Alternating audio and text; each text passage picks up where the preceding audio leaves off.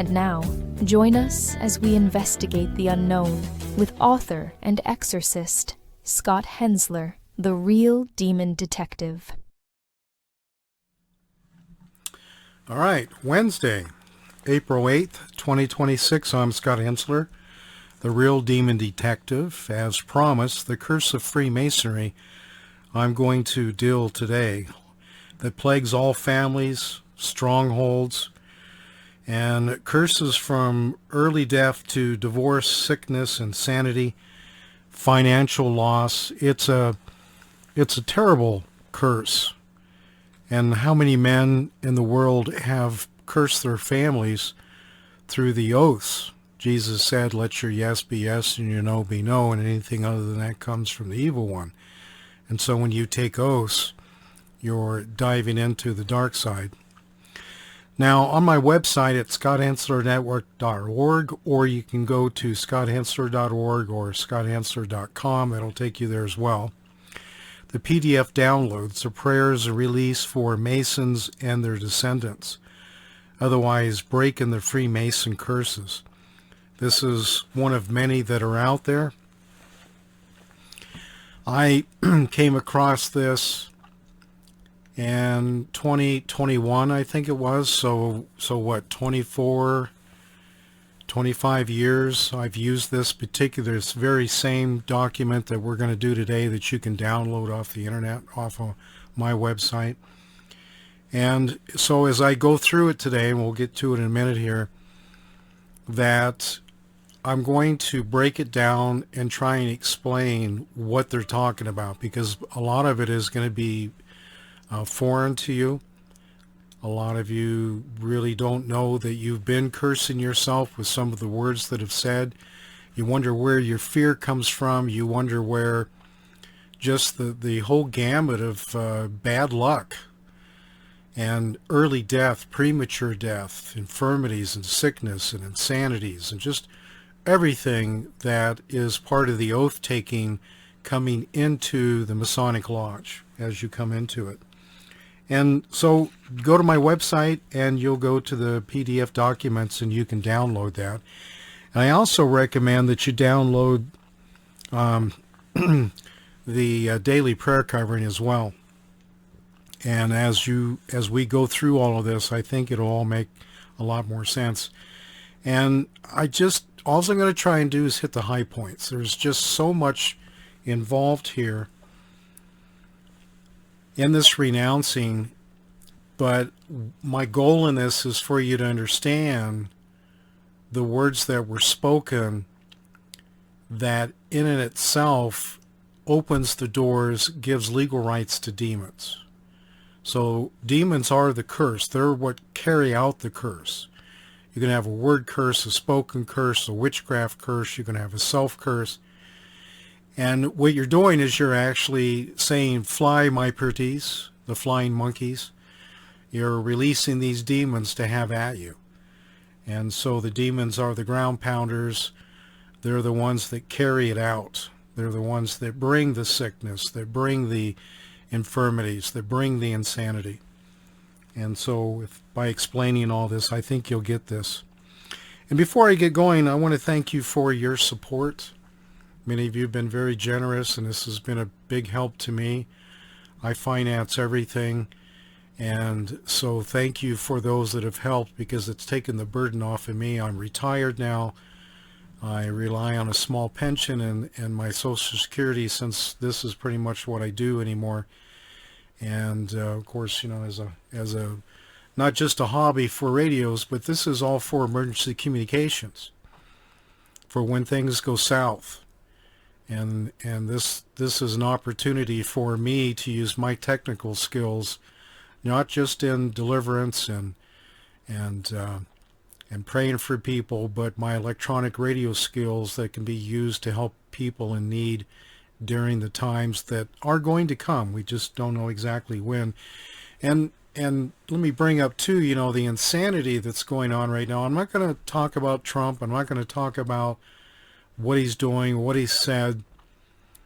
I have a lot of mixed feelings. I need to put things in place before I really give a statement.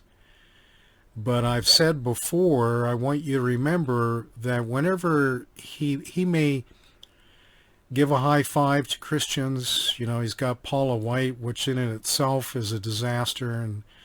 And if I have time at the end, maybe I'll talk about that. But I do want to get into it, but maybe on Friday's show. But the point is that the back and forth is very much what Freemasonry and the curses and the things that bound people to think a certain way, I think will be clarified by what we're doing today. So as the days go on here and I get a little more justification or understanding about what is really truly going on, then I'll probably talk about it on Friday's show. I think that'd be better that I do that. So again, thank you for your support. This really helps me. Now, for the callbacks, there's still some that I need to get back to. More have submitted. I'm trying to keep everything at a term limit. This would be week 3. My time, I've got so much going on, but and I'm not going to disqualify anyone for being late on this. I will get to you. Just be patient with me, because I'm juggling so many balls, and I've got a large potential project coming up where I'll be putting up a hilltop repeater for the local areas here to supplement these radios, to get it over the next hill, over the next mountain, over the next town, and even over across the state lines for communication for everyone to be able to use handhelds, not just mobiles or bases, to talk to each other. And if this project comes through, I'll be very, very busy on that. And I'm looking forward, because it's exactly the kind of thing that I enjoy doing, and I'm very good at it. I want to mention too the radios that I showed last week, the PRC 25s, the Vietnam era man packs, the radios that go on the back. One of them wasn't working. I got it working, so now they're both fully operational, the 2 radios that my friend has. And that was an education. It's one of the reasons I like working on that, is that it helps me keep my mind sharp with, doing electronics for over 50 years. Then you don't do it for a while. You tend to forget a few things. But the troubleshooting is the skill that I don't want to lose. So I really enjoyed working on those, and I had a chance to test them out, and I'm impressed with them, especially as old as they are. And so that was a treat for me to do, and I hope you enjoyed that. And I'm going to be talking about a couple more items here in a little bit. I want to bring that up. So anyways, I will get to you when I can, possibly tomorrow. There's a few that I will be able to make it to, and I will email you to let you know. And, so also too, join me on Friday for Grumpy Old Exorcist. This show here is more spiritual, more talking about demons and curses, and just like today, Freemasonry and the occult and so forth. And Friday tends to be a little more political, a little more focused on the events of the world, trying to keep these two separated. And this way I can focus on the subjects in depth, as I'm going to do today. So if you haven't been on my shows on Friday, it's the Grumpy Old Exorcist. Now, as I mentioned that, make sure I got everything in order here. I've got so much to go through. That what I wanted to bring up real quickly on 2 electronic items that were used in World War II. The piezoelectric elements that were used in these, I don't think were quite perfected for World War I. And they are what's referred to as the sound-powered phones. I have 2 of these. I got these 2 in an antique store in Placerville, which is over on the California side. Now, they don't look like much, but if you were to retail these, they'd be $600 a piece. I got the pair for $25. Now, these are older. These probably came from potentially at least Vietnam, maybe Korean. And you'll find these on ships. You'll find these on submarines. You'll find these on bases. And when I say sound-powered phone, what I mean is that when you talk into it, it actually, because of the piezo crystal in it, generates the electricity necessary to transmit it. So no power supplies, no batteries, no solar, no generator. They are solely on themselves. And so if a ship is damaged, takes a hit, takes a torpedo, takes whatever, and the generators go down or the battery backups are destroyed, these are the communication backup. And so you can see how important they are, that they're able to work on themselves. Now, I found out about these in 1979 in Williamsport, Pennsylvania. I'm actually from Jersey Shore, Pennsylvania. That's where I was born. And I went back in the late 70s. And I ended up taking a summer job in 1979 at the Williamsport U.S. Naval Reserve Training Center. And it was just for a couple of months. And I was newly married. My wife was pregnant. And I was taking any job that I could get. Jobs at that particular time, especially in Pennsylvania, a good paying job. The amount of jobs versus the technical ground that I had was pretty slim. I was, even though I had already done service engineering and had welding experience and machine experience and electronic and electrical, finding a job was really tough. And the unions are, well, if you're not part of the union, then you can almost forget it. So getting this job was actually a godsend for me. And when the chief commander found out that I had electrical radio background, he asked me if I would install their sound-powered phones in their training facility. They had received apparently a shipment from the U.S. Navy to supplement their training, and the particular sound-powered phones that they had were actually the kind that sat over the chest, the shoulders, and then the phone sat where you could be hands-free. You've probably seen that on the ships. And then they had headphones. And so the chief commander had asked me if I would install all of that. And I said, sure, absolutely, you know. And so I did. And so what I did was then I made one main center command, the switchboard, and 5 other remote stations. And these were to simulate the bridge, the control tower, the gun room, the radio room, sick bay, and anything else that they thought would need communication during emergencies. And it really took me less than a week to do it. A lot of stringing a cable, a lot of crawling through attics, running wire. But, you know, and some of these old Quonset hut type buildings were... they were pretty challenging. And so that was what I did, and I've never forgot it. And when I came across these a couple of years ago, I just had to have them. And you know what? After all this time, they work. And so I'm going to put these to use.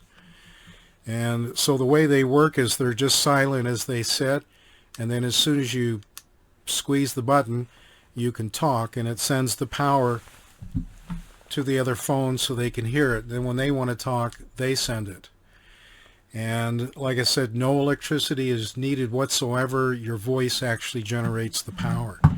So I thought I would bring that up, again, to help supplement some of the things that I have here, to show that that there's all kinds of things in this world that people just probably are not aware of. And if you were aware of it, there you go. That shows a need for it. And I had the first opportunity to test it with my wife. She couldn't believe it either. You know, just put some phone line between us for about 100 feet, and sure enough, they work great. Well, let me get into Freemasonry here now. Let's set the stage. I'm still working on trying to get the glare on my glasses. I ran out of time today. We've got family members that have fallen ill, two elderly people, and so it's been a hectic week. So I've been trying to deal with that. But Freemasonry is in every family. to give you an idea, Santa Anna, remember the Alamo? Santa Anna himself was a Freemason. And some of the people involved there, was it Davy Crockett? Is that right? Davy Crockett, he was a Freemason. And you'll find their compass and square, you see the Freemasonry, you'll see 2 plaques dedicated to them. And there's even information that potentially, Masons, there's a saying, Masons never hang. They'll always have each other's back. That's why Washington, D.C., that's why you can't prosecute anybody. A Mason never hangs. And that Santa Anna was probably on this, gave the ability for some of the ones to escape that were Masons. And I don't want to get into that too much because I got so much here, but it's an example that when you have, whether you're in Europe, whether, you're, even if you're Chinese, because believe me, they're all tied in, that there'll be a point where, let's say 2 soldiers, for instance, were fighting, let's say a German and a British soldier, and they both end up in the same foxhole. And if there's any indication, whether it's their ring or whether it's hand signs or whatever, and they acknowledge each other as being Freemason, they won't kill each other. They'll crawl out of the foxhole and go take on another enemy. And that's how the Brotherhood works. Now, this is all cultic. This is Masonic. This goes all the way back. I'm going to get into it in very much detail here. And that it is extremely strong today. Again, Washington, D.C., just look at how it's arranged. But again, with it being in every family, with the oaths that your grandfather, your father, your great-grandfather, who knows how far back, including the women, we'll get into that, that upon this oath taken, they've cursed the family. They've opened the doors to the demonic. This has nothing to do with God. This has nothing to do with Jesus. This has everything to do with fallen angels, with Lucifer, with demons, and pretty much just everything above here. So the types of Freemasonry that we see are, for instance, like for women, Job's daughter, the Demolay for young boys, Eastern Star for women, Oddfellows. Now let me talk about Oddfellows, if you've heard this. And what's interesting about Oddfellows, so just as I was talking about the unions in Pennsylvania, they're very strong. You have your pipe fitters, your electricians, right, your carpenters. And just like up in Virginia City, the cemetery there is very interesting. It's segregated. So you've got Chinese, you got Jews, you got your firemen, you got your you've got just about everything that you can segregate, including sections off just for Masons. But when it comes to the Oddfellows, what they decided to do, and this started in about the 1700s, came over here in the 1800s, that they are mingle. That's why they're called Oddfellows. They're not the same group of people. So you can have blacks, you can have Asians, you have white, you can have just about anybody of any trade. So you can have a doctor, you can have an attorney, and you can have a janitor. And they'll all commune together in brotherhood, and this is why they call them the Odd Fellows. So I also see it kind of maybe the regular Masonic lodges, they weren't accepted because there was also initiation acceptance that comes in, and if they were rejected, that would be a place for them to go. So they referred to it as the Odd Fellows. Now, Freemasonry is for men, but there is also an order for women. Now, we have here in the United States the Scottish Rite, the York Rite mostly over in London, then we have the Catholic Church, the Knights Templar, we have the English Grand Lodge, Opus Dei, the Mystic Order, the Jesuits, the Shriners. I want to kind of get into that. The fez that they wear, the hat that they wear. Notice that it's red or tends to be towards that. There can be a little bit of purple, but oxygenated blood can be of a purple color. But what we have here is the reenactment with the fez being red, that the killing of Christians, and that they lean down off their horses and dip their hats into the blood of the Christians. And so when you see them, when you see the Shriners and you see this fez and you see these hats, understand that that's where it came from. Now, Shriners are at the top for the average person. So if you're a 32nd going on to 33rd degree, which is honorary, then from there you can go on to be Shriners. Now, after 33 degrees, being one that is, again, it's an invited, it's honorary, it takes, someone's in it for a lifetime. But if you have someone that's a 33rd degree Freemason, they've seen it all, they've done it all, they've practiced and done just about everything. But, starting out, you have, the Blue Lodge, which can also include blacks. But you have the Apprentice, the Fellowship, the Master Masons, and then on to the 32nd, 33rd degree. Now, I myself had Rosicrucian in my family. That's over in Europe, Germany mostly.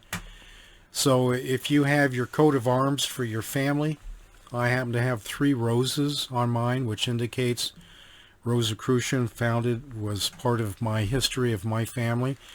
And I was always having these dreams and visions of graves opening up, swirling of the dirt, things coming in like a whirlpool, and the cross funk being sucked down into it. And I always saw this stuff, and I never understood what any of it was. And then when I finally found out about Rosicrucian and rebuked it and renounced it, and I had already done Freemasonry, but I had to specifically go after Rosicrucian, that all those dreams stopped, all those crazy visions stopped. None of it happened again, and never slept more sound. And then, of course, the Hellfire Club,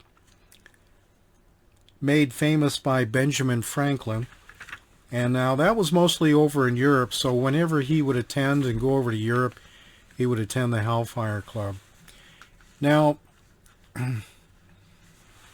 there was a pastor in Tempe or Mesa. It's right along where the canal is on Baseline, a Calvary Church, Calvary Chapel. And he took a trip to Jerusalem. He always wanted to go to Israel, and so he finally did that, and he went down into Hezekiah Caves, the Hezekiah tunnels, the subterranean water channels that brought water into the village. And when he went all the way down into it, there was a barred off area, a gate, and there was a plaque there. And it was dedicated to the Freemasons. And as he stood there and read the plaque, he became so ill that he had to be carried out of there. And when they finally got him out of the cave, he recovered. And he said it just immediately stopped as soon as they left the cave. And what the plaque was is it was a recognition that once a year the top Freemasons went down into there and had their ceremonies behind those gates. And again, it's all witchcraft, it's all divination, it's all sorcery, it's all mystic, Masonic, and so he literally walked into a very bad situation, and it caught up to him. Now, let me tell you another story.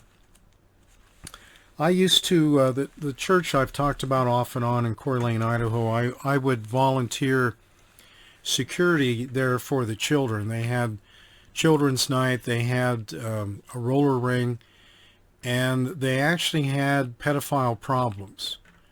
And it had been an ongoing problem, so there was a bunch of us that worked security.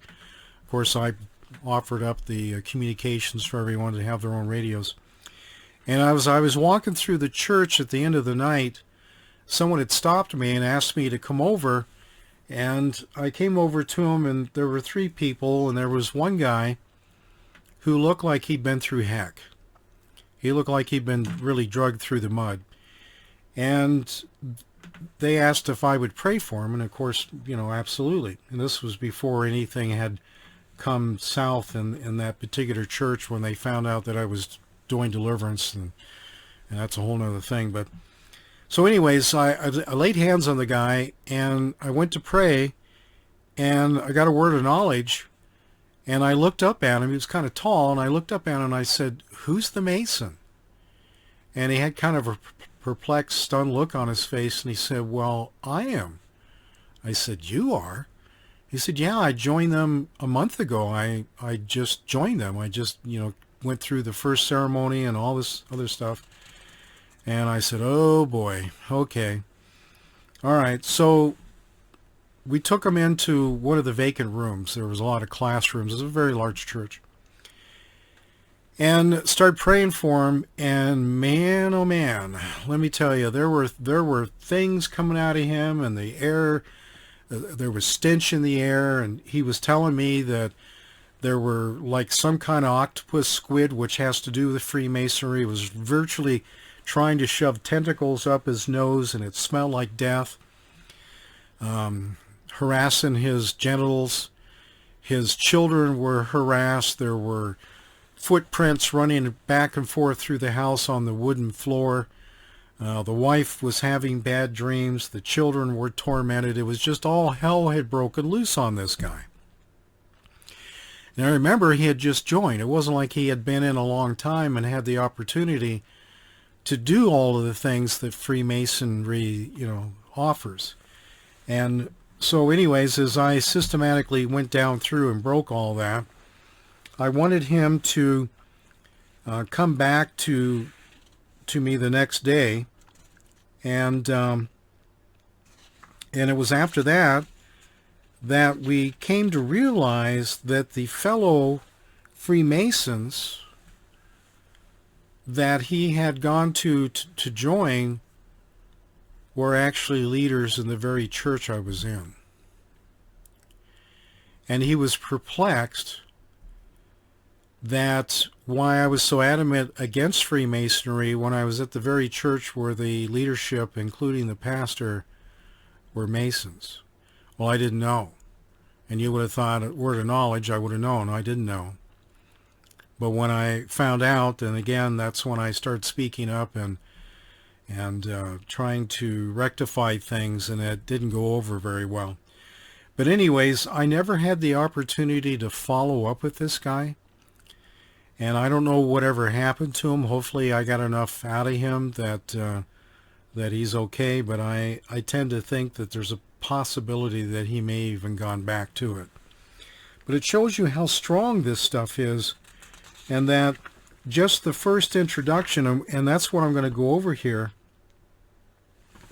that how badly infected.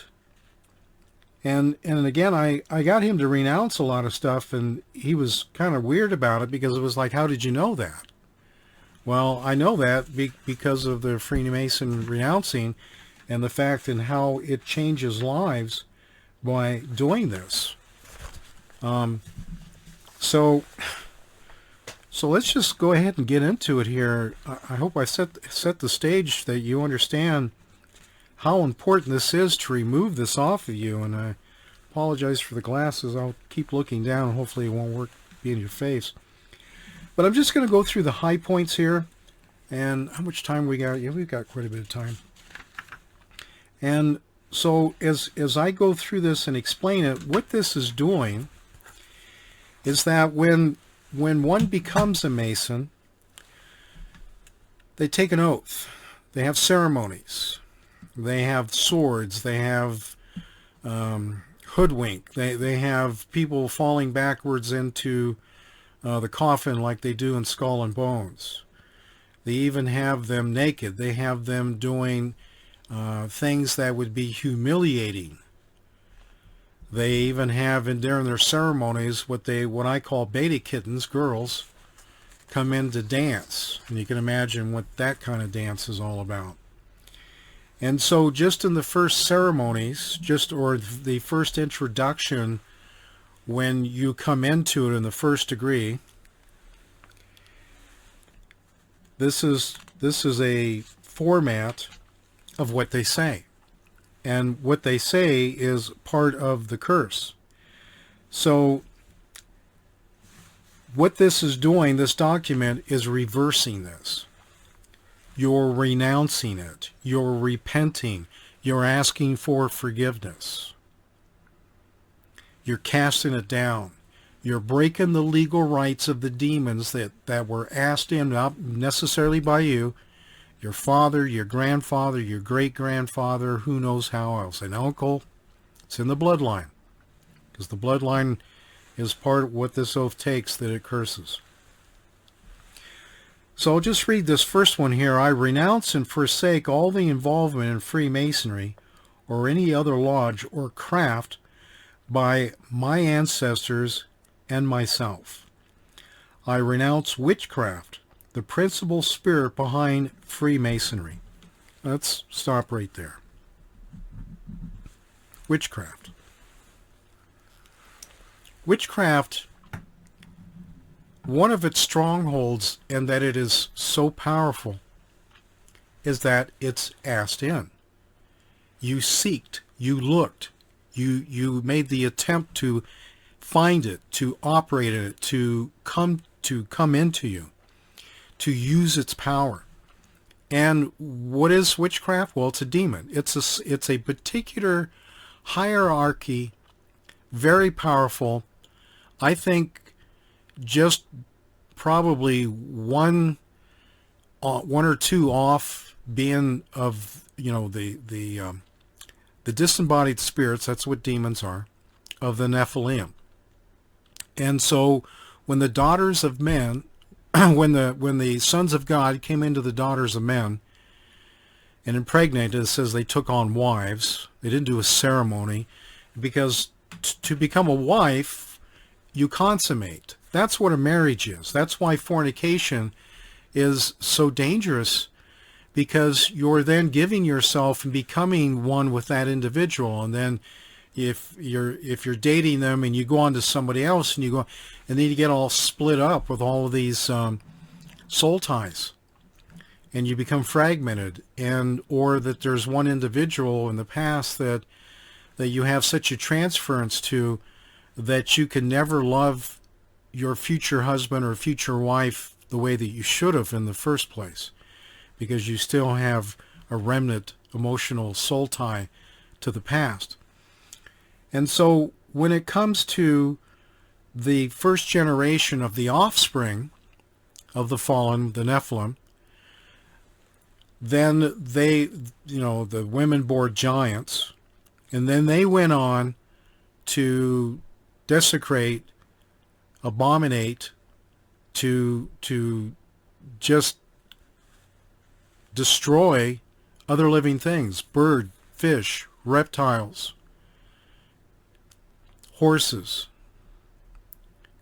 goats, cattle. And so then their offspring, now remember, this is all an abomination. So when they died, their spirits were not of God, and so they became evil spirits. And so it's that first generation, that first offspring, I believe, is the order of witchcraft, because it is so powerful. Or at least somewhere in there. It's at a hierarchy. And so it shows you that witchcraft and Freemasonry is the primary, just as it says here. Freemasonry, renouncing witchcraft as the principal spirit behind Freemasonry. And I renounce Baphomet. Now, what is Baphomet? Well, that is a man-woman combination, not a hermaphrodite necessarily, but one that is, again, of the fallen ones.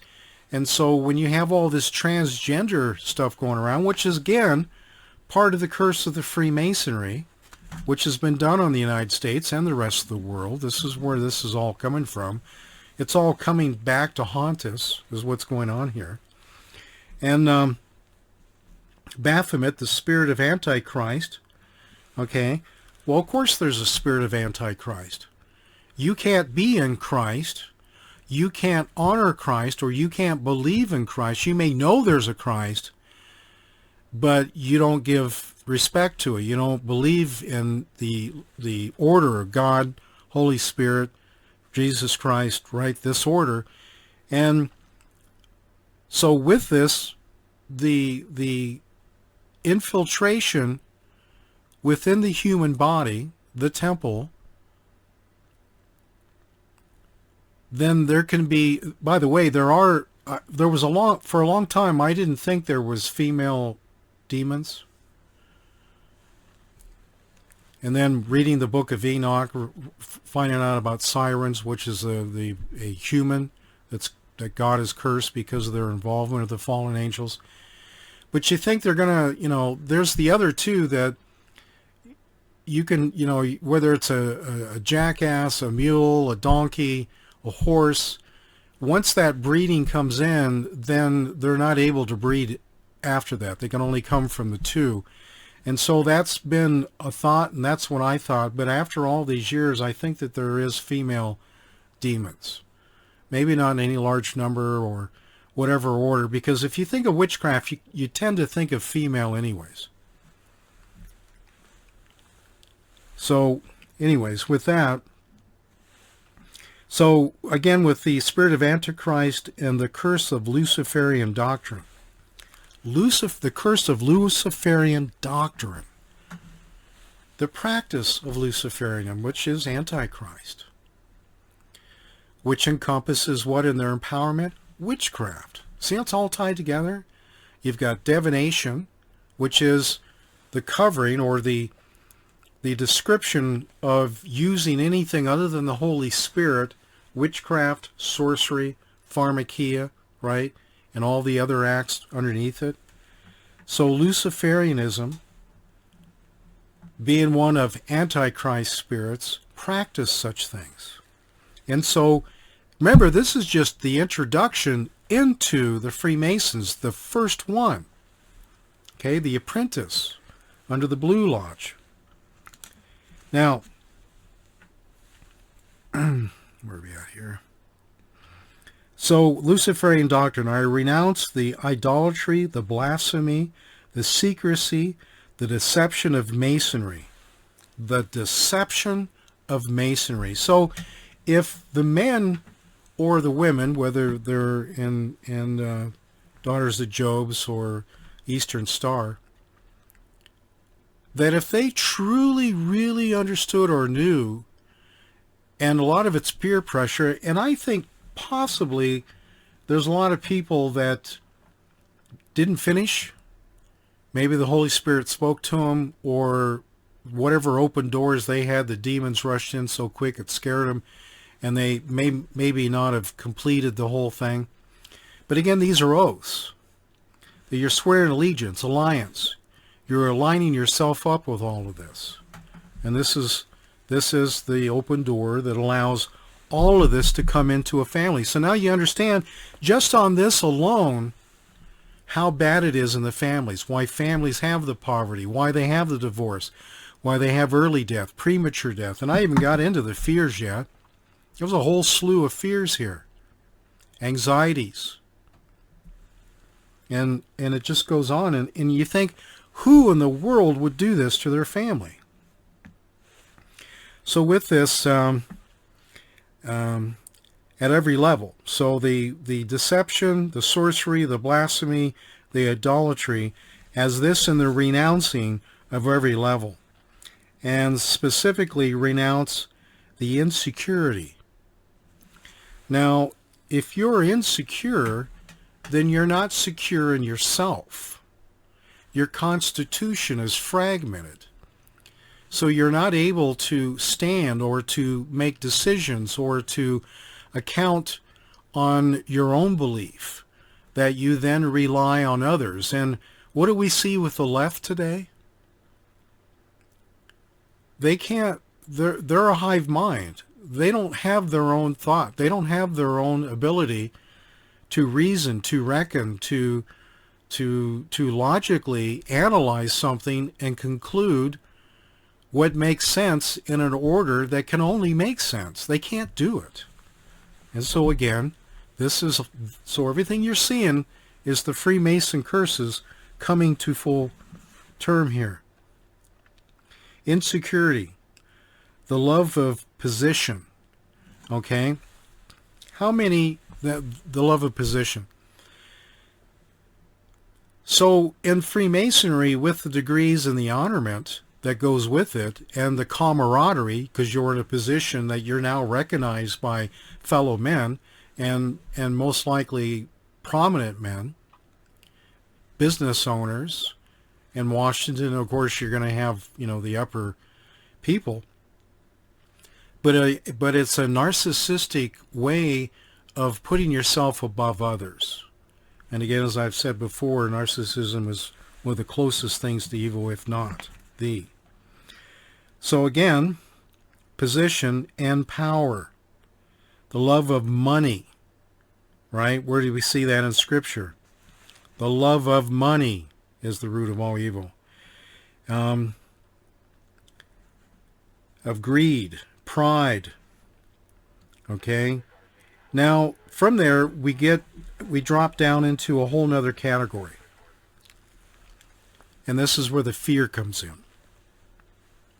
And one of the reasons for putting this fear into there is that just as you seeked witchcraft, or that you wanted to practice sorcery, which is going to include pharmakia, that the demons befriend you, giving you power. So let's say you were an abused individual. You already had Freemason rejection and abandonment. These are one of the things that can take place while you're even in the womb, because your mother or your father, while you were there, said, I don't want this child, or I can't afford this child. And so in that rejection, then you're looking for, you need to belong to something. And so you attach to these organizations. And in order to sustain someone in there, the fear of death, the fear of men, and the fear of trusting. So if you go outside your circle of Freemasons, and you're now in the world, you have fear of men, fear of trusting. And so you turn back into the Masons. That's why there's such a tight-knit, closed group of individuals, which is amazing. And again, to operate outside the realm would bring a fear of death. I renounce every position held of the lodge by any of the ancestors, including Tyler, Master, Worshipful Master. Okay, so again, within Freemasonry, do you remember when Starbucks came out? Do you want a venti? I'd say, excuse me? You want a medium, large, small? Why don't you just say medium, large, small? Well, they've got the same kind of thing going on here. If you're not familiar with the words, you're not going to know what they mean. And of course, master would mean that you would have someone above you, or you have the worshipful master, and then renouncing of the calling of the master, any man master, just as we're not to call any man father. So when I talk about father, I say earthly father. When I'm praying for someone, if we were to just say Father, then we're talking about God himself. And of course, that's not what they're talking about here. And any God that they are talking about is going to, of course, be the small g God. Okay? Now, here's another one. Fear of men. Fear of trusting. All right? And so this, when you bring it all together, then as you come back into the fold of the Freemasons, for the worshipful master, and only entrusting in them, again, what you're doing is you are putting your foundation, believing in something that is not going to give you the return of the knowledge of God. Just as you go to a psychic, you go to a card reader, a tea leaf reader, the information may actually be true. It may actually come to pass. It may be something, but because you seeked it from the occult, it's then a curse, when it could have been a blessing. You were going to win something. You were going to be given something. You were going to inherit something. You were going to invent something.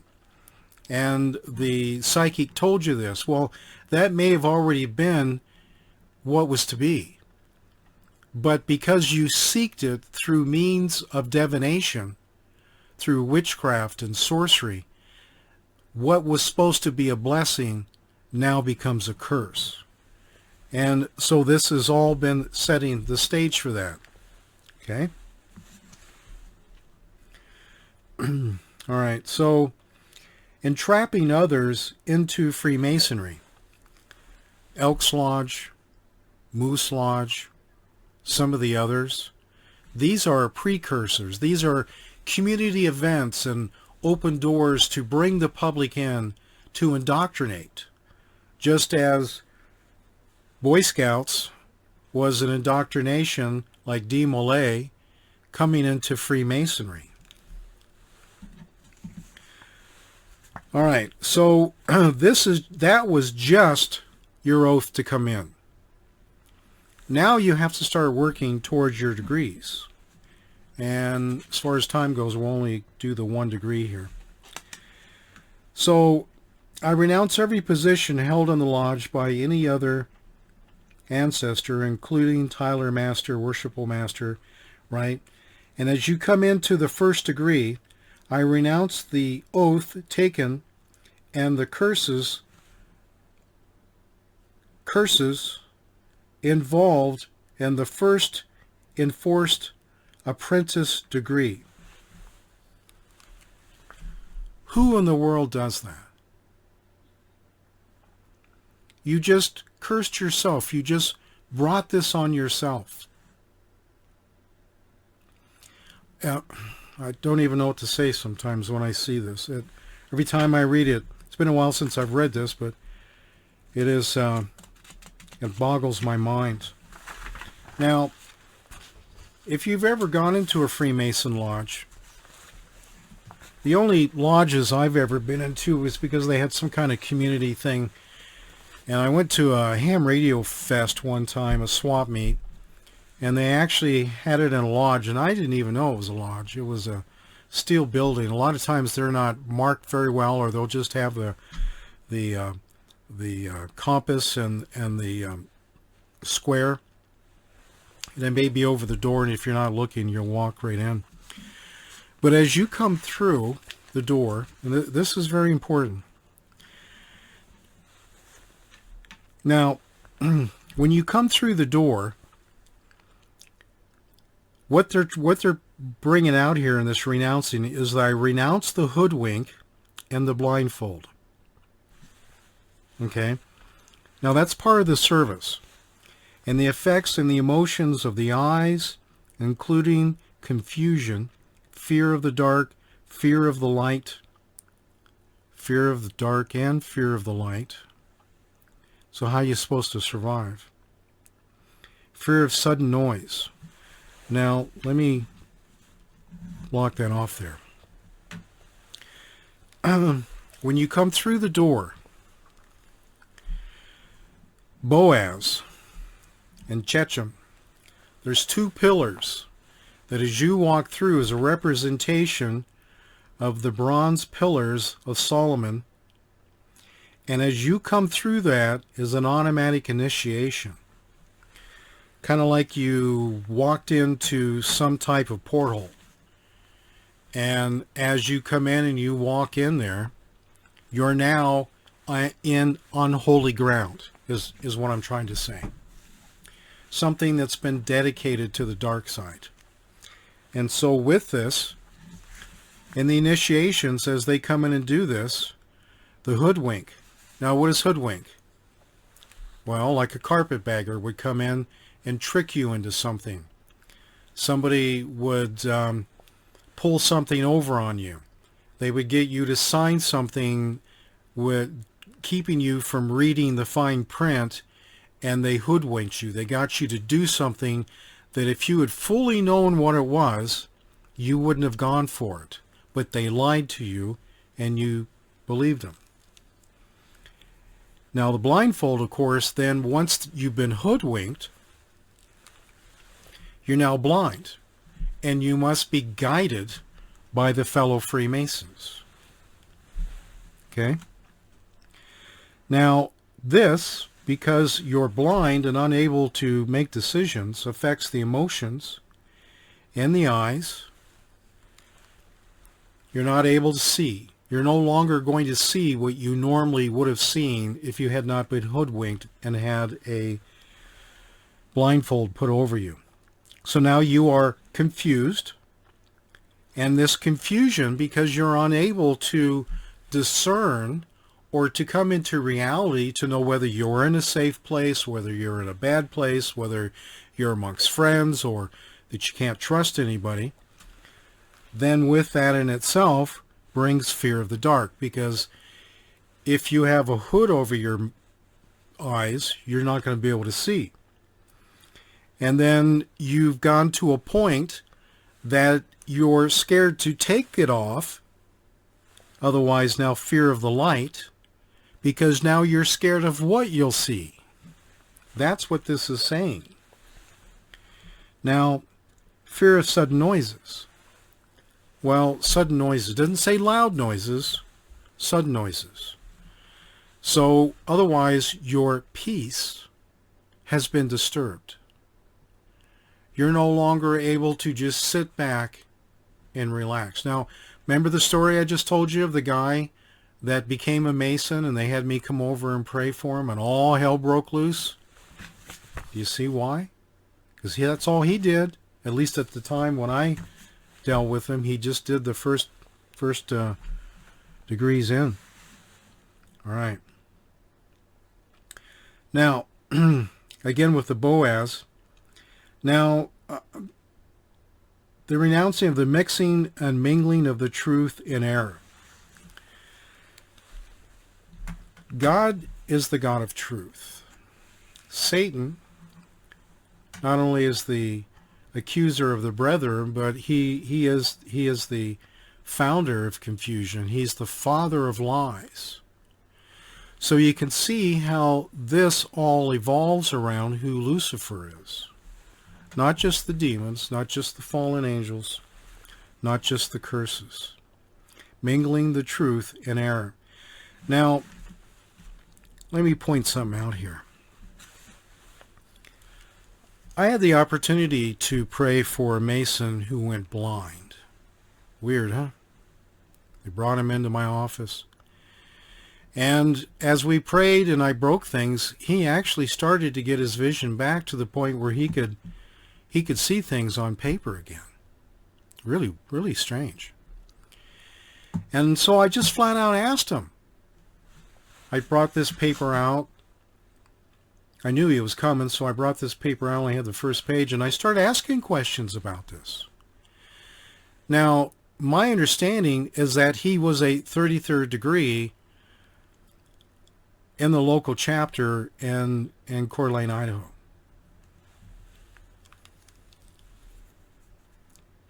He denied everything that I had read here.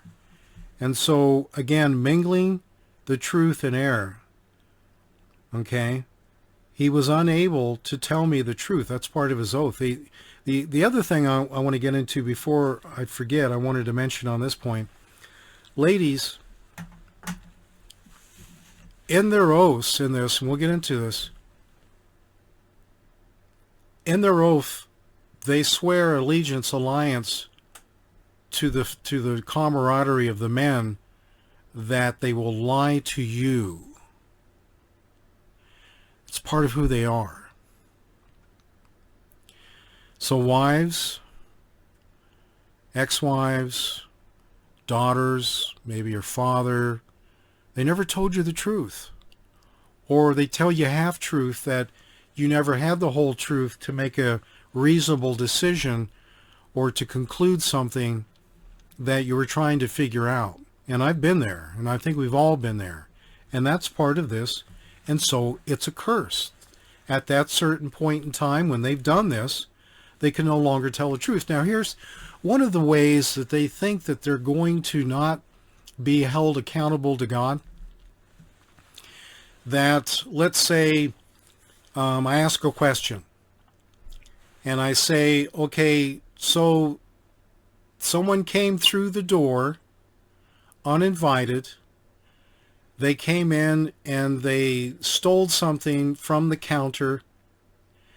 They put it in their coat pocket and then they ran out before you could do anything. I'm asking a question of someone who was there. And they'd say, no, not at all. And you're stunned because someone else just told you that. Well, what you left out was it wasn't their coat pocket, it was their back pocket. But because you didn't ask the question in order or specific, them denying it means they didn't lie. That's how the Freemasons think. That's how these occults think. That's how the Masonic Lodge teaches. Does that make sense? Of course, if it doesn't make sense, it doesn't make sense. Now, one of the things that in this degree, then a noose around the neck. Well, what is that? Well, that would indicate judgment. You've been judged, you've been deemed guilty, and you will hang at the neck till dead. So what they've done is set the stage here that the first order as they come in, because this will get rectified in their favor. If you're hearing voices, it's my aircraft radio. Because they believe and they teach that man can redeem himself. Now, which is a lie, because man cannot redeem himself. Jesus Christ redeems us. So that in itself is blasphemy. So with that, the noose around the neck, fear of choking, because now when you're doing this, by the way, you're literally acting out as if you have a noose around your neck. The fear of choking. Now you're in fear. So as you act these out, these being blasphemous, then is giving the demons legal right, and so these curses take hold. That's what's going on here. So they're setting the stage for the first group as they come in, that immediately they're captive. Immediately they're cursed. Immediately they pay homage to the top Masons. Okay? The compass point. So I renounce the compass point, sword, or sphere held against the breast. So Ephesians 6:10, the helmet of salvation, the breastplate of righteousness. What are they doing? They're taking the compass, which is, the circular, drawing circles on a map, and then the square, which is for leveling, and they're holding it at their breast, to their heart. So they're doing the exact opposite of what Ephesians 6:10, the breastplate of righteousness. So that in itself is blasphemy. I renounce the compass point, sword, or sphere held against the breast. So at this point, then, they now have a fear of death, a fear of stabbing pain, a fear of heart attack from this degree. That was the first degree. The indoctrination, the initiation, the first degree. who could survive just this alone? So there is a great deal of people, just as that man that I ran into in the church that I prayed for that was having all the demonic issues, that it turns on them so quick that they're immediately destroyed. And you sometimes wonder, well, what happened to that family? Or what happened to my boss? Or, what happened to my great-grandfather? I hear he went crazy, did all kinds of weird things. I know somebody that had to deal with their brother running around naked through the streets with a sword. And by the way, we get into this a little later. So if you're dealing with all these problems and you have all these issues and these things are coming down on you, are you not going to lose your mind? Are you not going to maybe turn to those? Because see, that's one of the things about demons, is when they befriend you, they'll give you peace and they'll give you the ability to cope or to have power or even wealth, sex, whatever. And so this gratification of no longer being tormented, you then rely on them for your life, for your safety. And this is what the Masonic Lodge has done. And so those that make it through onto this, as we go through this, it even gets worse. So who in the world would do this to their family? I just want to say that if you haven't downloaded the Renouncing Freemasonry off of my website at scotthensler.com, scotthensler.org, scotthensernetwork.org, go to the PDF documents, download it, and have your family, have your wife with you. Because when we get to the false communion, remember I talked about that one who takes communion in an unworthy manner. There are many who are sick and asleep among you. Asleep means dead. That I've had them not able to, when they're renouncing, say communion. They would say commune or communication or command or something other than communion. They couldn't say it. And I'd have to pray with them and work them so that the demons would release their voice box so they could actually say the word communion and in that. So there you go. That is the first stage of this. We're going to continue on next Wednesday with this. I'm going to do the regular show on Friday. But please download that, and also download, that's all free, the daily prayer covering. Because once you start renouncing this, remember, there's a lot to go through here. And so now the demons are going, dive, dive. Men to your stations. The demons are going crazy. And they're going to start coming at you. They're going to start manipulating the people in your family to come after you. All hell can break loose. And so the daily prayer covering will help cover that. And again, some need to do this a couple times. But so what I did it many, many years ago. Excuse me. And one of the reasons that we started doing this in the deliverance ministry in 2001 for me was that there were those that we couldn't get their demons out. There was some kind of stronghold, some kind of entry point, some kind of legal right. And it didn't matter what we did. It didn't matter what we got them to renounce. And then when we found out about this and start having people go through it, well, then the demons just start flying out of them. Because this was getting into such a deep level of renouncing the generational curses of Freemasonry in your family. And it's all of the Masonic lodges. It's all the same, just under another different name, different religion, different country, whatever. It's really all part of the same. So, all right, I hope that made sense. I'm gonna, like I said, really go into detail so you really get a grasp as to what these men were saying, and that if you yourself did this, how important it is to renounce this. All right, again, thank you for supporting me. God bless you. We shall see you next Wednesday for this, and don't miss me on Friday. God bless.